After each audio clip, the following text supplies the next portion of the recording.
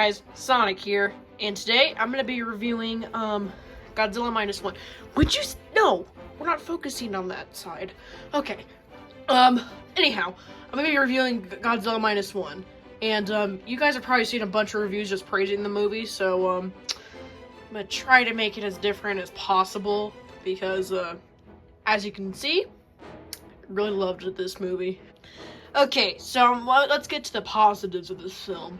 One, the human characters in this movie were actually really likable and interesting. It's almost like every single time Godzilla's stepping a foot into the city, charging up his atomic breath, you're like, no, because you actually cared for them. They had interesting story arcs, and overall, they were really good in this film. And then, Godzilla himself is the best he's ever looked in a movie. I'm being serious. Just, the way it looked when he was charging up his atomic breath, wow, it looked so cool. Godzilla looks so real.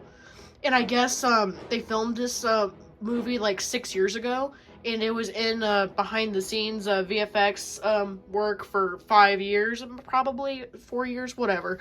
I don't know how long it took to make this film, but that's what I heard anyways. And that's just so impressive. Hollywood needs to take some notes about this with the MonsterVerse, because, like, the looks with this movie compared to the MonsterVerse, boy, there's a difference. And the same goes with human characters in the MonsterVerse. They were likable in Godzilla Minus One, but in the MonsterVerse, none of them are likable. It's like, what the heck? So, yeah. Overall, this was a great film. 10 out of 10.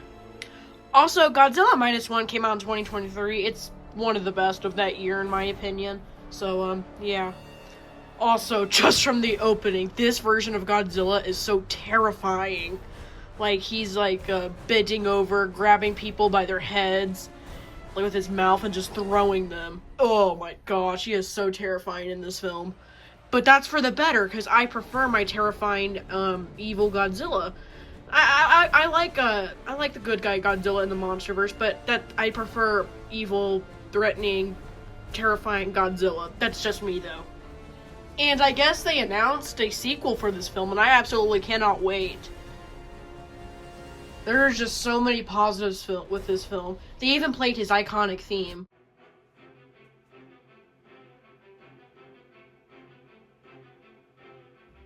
It's so cool.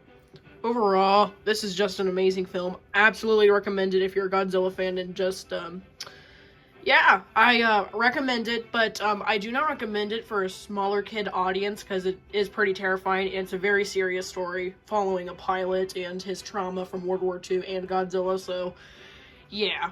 Also, it takes place right after World War II, which I think is really cool.